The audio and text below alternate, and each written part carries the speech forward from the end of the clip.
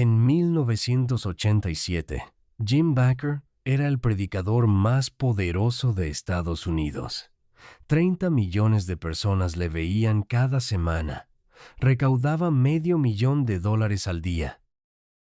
Y en privado, chantajeaba a una joven para comprar su silencio después de agredirla sexualmente. Pero eso no fue lo que le hundió. Lo que le hundió fue el dinero. Millones de dólares de donaciones de fieles humildes, gente mayor que daba sus ahorros convencida de que construían el reino de Dios, usados para pagar mansiones, coches de lujo y un aire acondicionado para la caseta de su perro. Todo estaba documentado, todo estaba grabado, y aún así tardaron años en parar esto.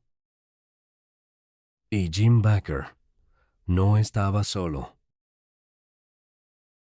Lo que vas a escuchar en este vídeo no son rumores, no son teorías, son casos con juicios, sentencias, documentos oficiales y víctimas reales que pusieron su nombre y su cara. Hablamos de hombres que subían a un púlpito cada semana, que daban consejos sobre cómo vivir, cómo amar, cómo ser mejor persona, que pedían confianza, dinero y fe, y que al bajar de ese púlpito llevaban una vida completamente distinta. Lo que hace que estos casos sean diferentes a cualquier otro escándalo es una sola cosa: el poder de la fe. Cuando alguien te habla en nombre de Dios, bajas la guardia, no cuestionas, no dudas, y ellos lo sabían. Jim Bakker tenía 30 millones de seguidores en televisión. Jimmy Swaggart llenaba estadios. El padre Marshall Maciel dirigía una de las órdenes religiosas más influyentes del Vaticano, con acceso directo al Papa. Ted Haggard era el presidente de la mayor asociación de iglesias evangélicas de Estados Unidos y asesor personal de la Casa Blanca. Personas normales, familias enteras, gente mayor que había dedicado su vida a esa fe. Todos traicionados. Y lo más inquietante no es lo que hicieron, es cuánto tiempo lo ocultaron. Años, décadas, con la complicidad, consciente o no, de las instituciones que debían proteger a sus fieles. Si llevas años pensando que estas cosas solo pasaban en las películas, quédate, porque lo que viene ahora está documentado, tiene nombres, tiene fechas y en algunos casos tiene condena. Jim Bakker, Carolina del Norte, Estados Unidos. Años 80. Cierra los ojos un momento. Piensa en alguien en quien hayas confiado ciegamente. Un médico, un maestro, un sacerdote, alguien que tenía autoridad sobre ti y que nunca cuestionaste porque no había razón para hacerlo. Ahora imagina que todo era mentira. Eso es exactamente lo que vivieron millones de personas. Y empieza aquí. Jim Bakker no era un predicador de barrio, era una estrella. Junto a su esposa Tammy Faye, conducía el programa religioso más visto de la televisión americana, The PTL Club. PTL significaba Praise the Lord, alabanza al Señor. 30 millones de espectadores, un canal propio, un parque temático cristiano llamado Heritage USA, el tercero más visitado de todo el país después de Disneyland y Disney World. La imagen era impecable. Matrimonio cristiano perfecto. Sonrisas, lágrimas de emoción, llamadas al arrepentimiento. Y entonces empezaron las preguntas. ¿Por qué la organización necesitaba tanto dinero si ya era tan rica? ¿Por qué los donantes que pagaban por una habitación en el hotel del parque temático nunca podían reservarla? ¿Por qué los libros de cuentas no cuadraban? Cuando los investigadores abrieron los libros de cuentas, encontraron mucho más. Bakker y su esposa cobraban salarios de escándalo, mansiones, varias, coches de lujo, varios también, y hasta un aire acondicionado instalado específicamente para la caseta de su perro. Esto no es un rumor. Está en los registros judiciales, documentado, firmado, con facturas. Pero eso no fue lo peor. En 1987 salió a la luz lo que Bakker había intentado enterrar durante años. En 1980 había agredido sexualmente a una joven llamada Jessica Hahn y después le había pagado $279,000 de los fondos de la organización para que guardara silencio. Dinero de los fieles. Dinero de personas mayores que enviaban cheques cada mes convencidas de que financiaban la obra de Dios. Ese dinero silenció a una víctima. En 1989 fue declarado culpable de 24 cargos de fraude y conspiración. Culpable en todos. Condenado a 45 años de prisión. La cámara le grabó saliendo del juzgado. El traje seguía impecable. La sonrisa había desaparecido. La pena fue reducida posteriormente. Salió en 1994. Hoy, en este momento, sigue en televisión, sigue pidiendo donaciones. Pero si el caso Bakker te ha parecido llamativo, espera, porque el siguiente ocurrió en público, delante de las cámaras, y aún así, tardaron años en verlo. Jimmy Swaggart, Luisiana, Estados Unidos, 1988. Jimmy Swaggart era diferente a Bakker, más rudo, más directo, sin la sonrisa comercial, sin el brillo de teletienda. Lo suyo era el fuego, la pasión, el puño golpeando el púlpito, la voz quebrándose de indignación cuando hablaba del pecado. Llenaba estadios en todo el mundo. Su programa llegaba a 145 pascalices. Se le calculaban más de 500 millones de seguidores en todo el planeta, y era conocido, entre otras cosas, por denunciar públicamente los pecados de otros. En 1986 fue él quien expuso a otro predicador, Marvin Gorman, por mantener una relación extramatrimonial. Lo hizo desde el púlpito, con nombres, con detalles, con indignación moral. Gorman fue expulsado de su iglesia. 2 años después, Gorman contrató a un detective privado. Cuando Gorman vio las imágenes que le había dado su detective, lo entendió todo. Swaggart convocó una rueda de prensa. Apareció ante las cámaras con los ojos rojos, la voz rota, las manos temblando sobre el atril, y pronunció una frase que lleva décadas repitiéndose en todos los documentales sobre hipocresía religiosa. I have sinned against you. He pecado contra vosotros. Lo que el detective fotografió en el aparcamiento de un motel de Nueva Orleans en 1988 fue a Swaggart con una prostituta. Las fotografías eran inequívocas. 3 años después, fue detenido de nuevo en circunstancias similares en California. Esta vez, no hubo rueda de prensa. No hubo llanto público. Se plantó delante de su congregación y dijo con una calma que heló la sala entera: «El Señor me ha dicho que esto no es asunto vuestro». Silencio. Nadie se levantó. Nadie protestó. Nadie se fue. Eso es lo que hace la fe cuando se convierte en dependencia. Te dejas sin palabras, incluso cuando las tienes. Swaggart dijo a su congregación, con una tranquilidad que dejó a todos helados: «El Señor me ha dicho que no es asunto vuestro». Si ya conocías alguno de estos casos, déjamelo en los comentarios.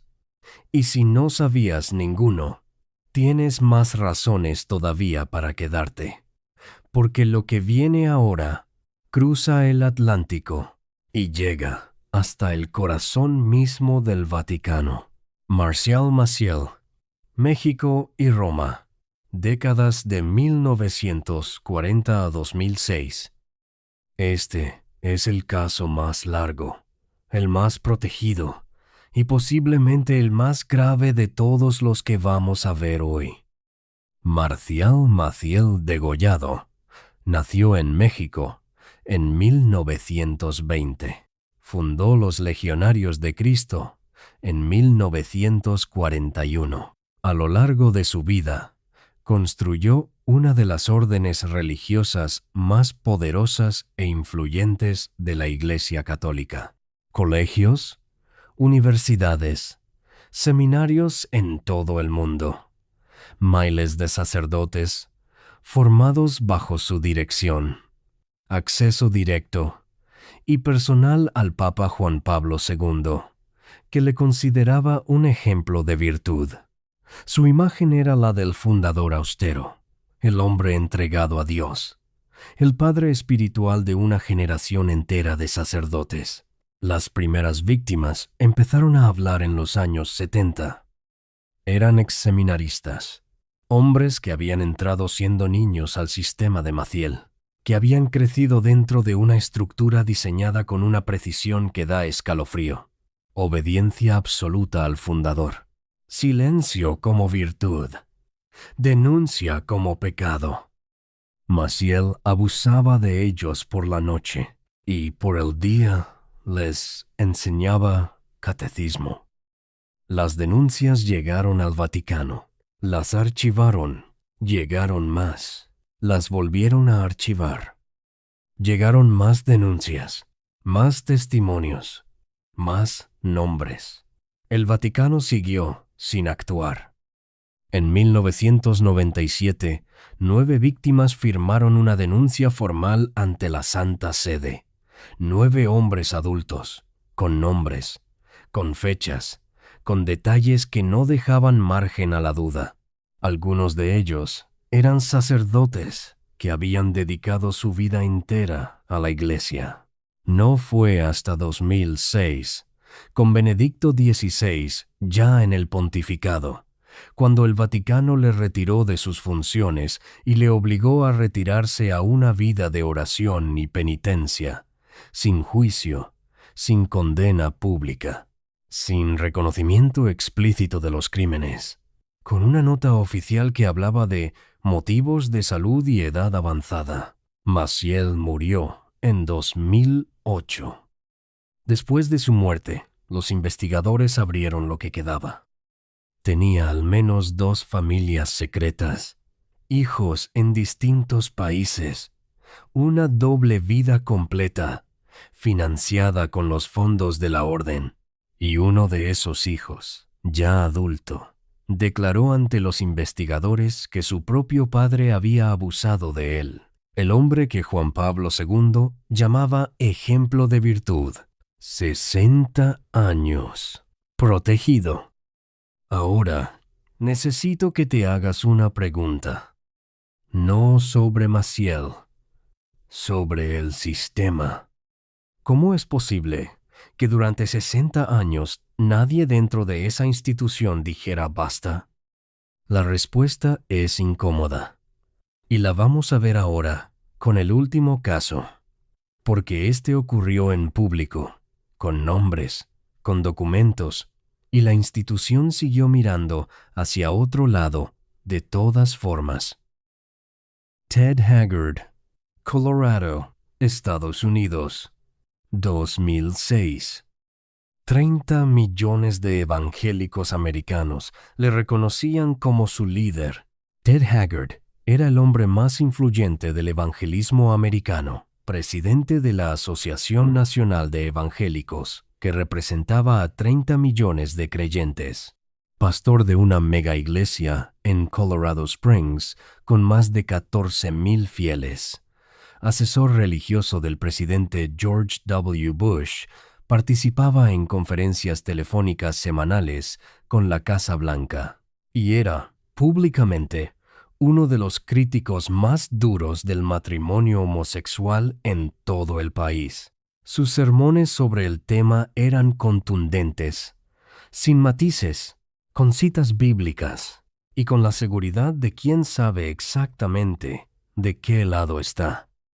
En noviembre de 2006, un escort de Denver llamado Mike Jones dio una entrevista a una cadena de televisión local.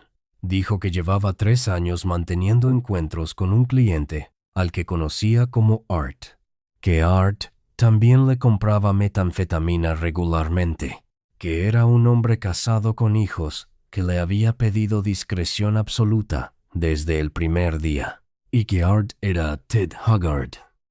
Haggard lo negó. Luego admitió haber comprado la droga, pero dijo que no la había consumido. Luego admitió los encuentros, pero dijo que no había pasado nada. Cada día, una versión nueva. Al final de la semana, había dimitido de todos sus cargos. Meses después, anunció públicamente que había completado un proceso de terapia de conversión, que era, en sus propias palabras, completamente heterosexual. Uno de los terapeutas que le había tratado salió a desmentirlo en menos de una semana. Hoy Ted Haggard dirige una nueva iglesia en Colorado. Se llama St. James Church. Hemos visto fraude. Hemos visto hipocresía. Hemos visto décadas de silencio institucional. Pero hay un caso que los supera a todos en una cosa concreta: la escala. No un hombre, no una diócesis, no una orden, un sistema entero. La Iglesia Católica y los abusos sistemáticos. Boston, 2002. En enero de 2002, el periódico Boston Globe publicó una investigación que cambió la historia de la Iglesia Católica para siempre. No era un caso aislado, era un patrón. Durante décadas, sacerdotes de la Archidiócesis de Boston habían abusado de menores, y cada vez que una denuncia llegaba a la cúpula, la respuesta era la misma: trasladar al sacerdote a otra parroquia, sin avisar, sin explicaciones, con las víctimas silenciadas y los archivos cerrados. El cardenal Bernard Law lo sabía.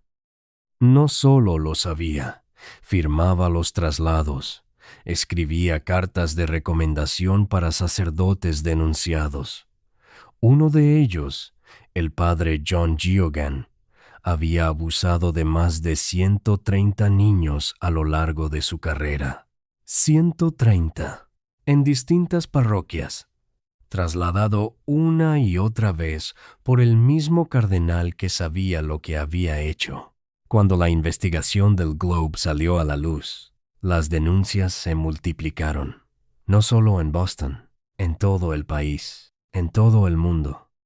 La investigación del Gran Jurado de Pensilvania en 2018 documentó más de 1,000 víctimas, más de 300 sacerdotes implicados durante 7 décadas. El cardenal Law dimitió en 2002. No fue juzgado. Se trasladó a Roma. Fue nombrado archipresidente de una basílica. Vivió en el Vaticano hasta su muerte en 2017. Protegido hasta el final. Aquí está lo que une todos los casos que hemos visto hoy. No es la maldad de un individuo, es la estructura que lo permite. La fe crea una obediencia que no existe en ningún otro ámbito de la vida. Cuando alguien habla en nombre de algo sagrado, el instinto de cuestionar se apaga, y hay personas que lo saben, que lo utilizan, que construyen su poder exactamente sobre ese punto ciego. Jim Bucker sigue en televisión pidiendo donaciones. Jimmy Swaggart nunca fue condenado. Marcial Maciel murió sin juicio. Ted Haggard dirige hoy una nueva iglesia. El Cardenal Law murió en Roma con todos los honores.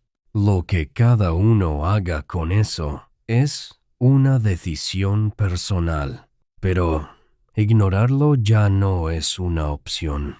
5 hombres, 5 vidas dobles, millones de personas que confiaron y fueron traicionadas. La historia no los absolvió, pero tampoco los castigó a todos como merecían. Y esa es quizás la parte más incómoda de todo lo que has escuchado hoy. ¿Conocías alguno de estos casos? Cuéntamelo en los comentarios. Me interesa saber cuántos de vosotros ya habíais oído hablar de alguno de ellos y cuántos os habéis enterado hoy. Si este vídeo te ha hecho pensar, suscríbete. Cada semana traemos historias como esta, documentadas, reales, contadas sin rodeos. Y aquí arriba te dejo otro vídeo que creo que no vas a poder dejar de ver. Nos vemos en el siguiente.